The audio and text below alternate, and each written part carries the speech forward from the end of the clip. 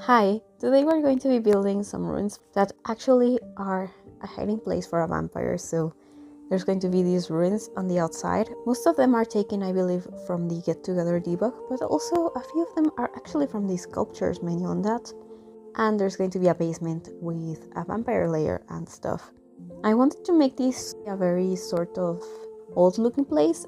I'm accidentally rebuilding the whole of Forgotten Hollow actually.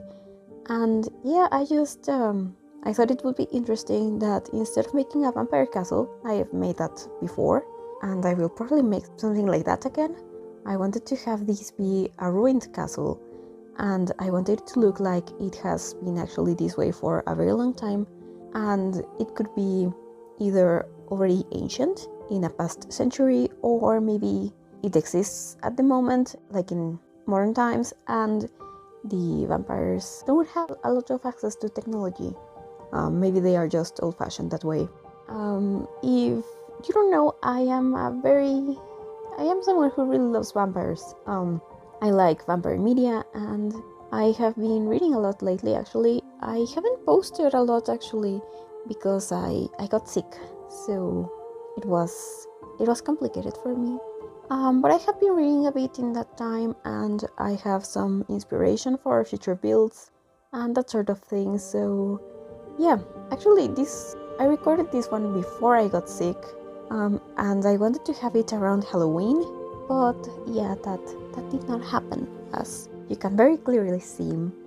But I hope that I have some more like seasonal builds. I think that I should be able to record them soon.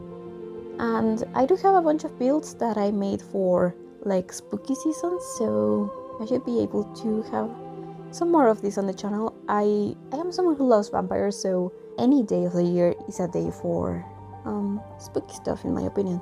Actually, a bunch of horror books and that kind of gothic thing, they tend to happen in December. December is considered a very like dreary month, so I wouldn't mind having some more of that on the channel in actual December. I live in Mexico, so the winter months here aren't that bleak.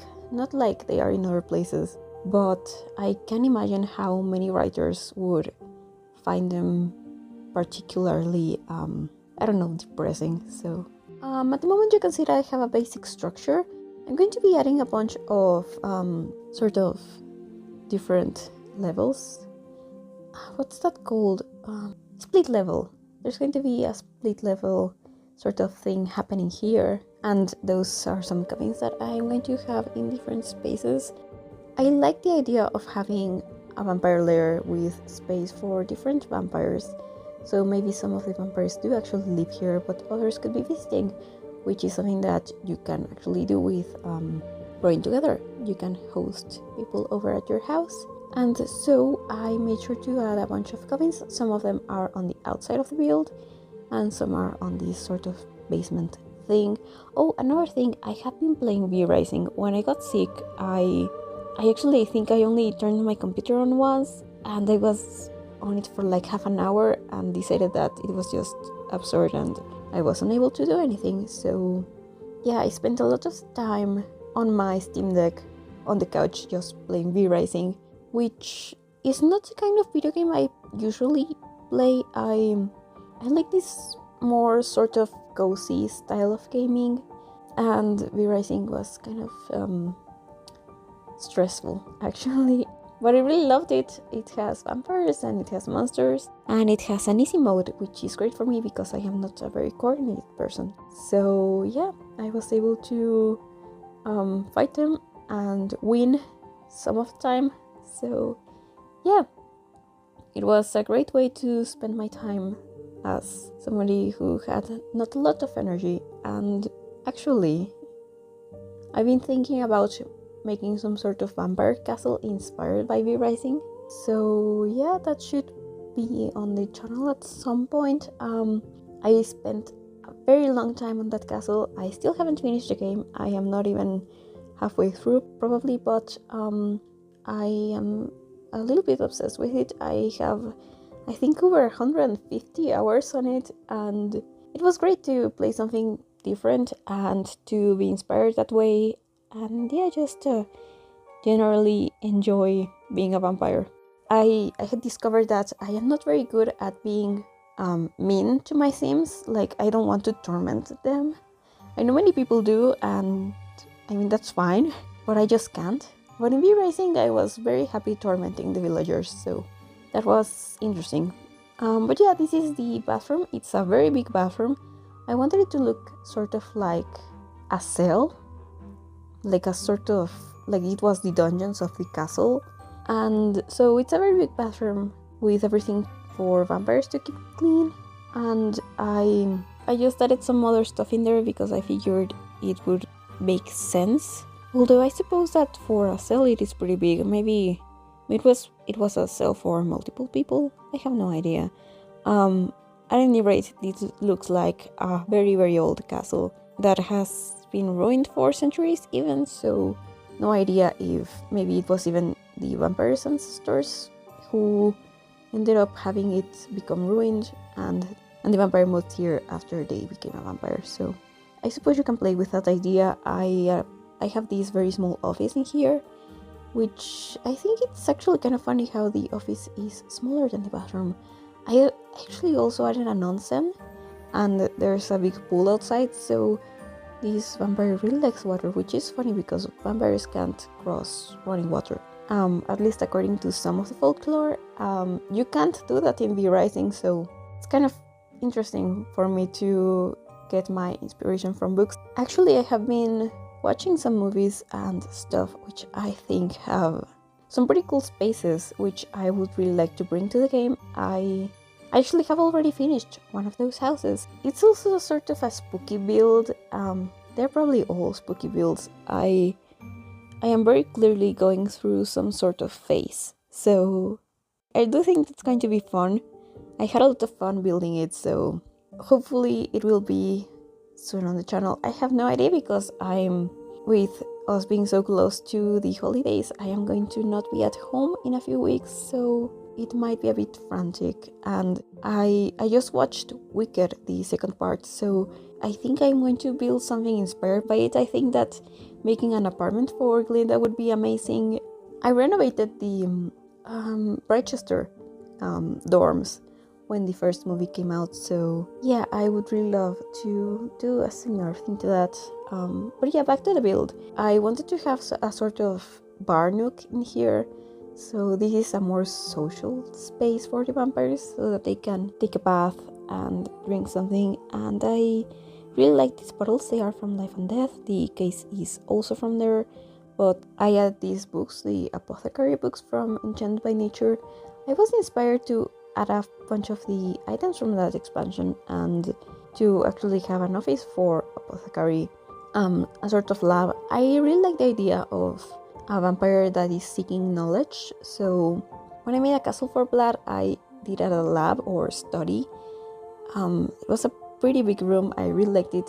I like the idea of a vampire doing something with their time. If they have infinite time, and they can't go outside that much, I suppose that they would spend a lot of time reading, or maybe that's just what I would do if I was a vampire. So yeah, it kind of reminds me of the movie Only Lovers Left Alive. I really like that movie, and I think that it's a very interesting way of looking at what vampires would do after being just like stuck here for centuries. So yeah, I suppose that was a bit of an inspiration for the type of vampires I was imagining would live here. I am now moving some stuff around so that it would make a bit more sense to me, and I suppose that the vampires would have their clothes on those trunks. And I also added that broken mirror because I figured it would be, maybe it was something that was here on the castle. Although vampires are very strong and they would probably be able to throw it out, maybe it's still a sort of heirloom, so it's only broken. And I really like the stuff that it has in front of that. It looks like it's just been stored in there, and yeah, they never got around to removing it or anything. I don't know. I suppose it's realistic, if you can use that word when talking about vampires. I think that this isn't exactly a limited pack build, but when I was done with it, I realized that I wasn't using that many packs. I mean, the obvious ones are Enchant by Nature, Life and Death, Vampires, and the Castle Estate kit.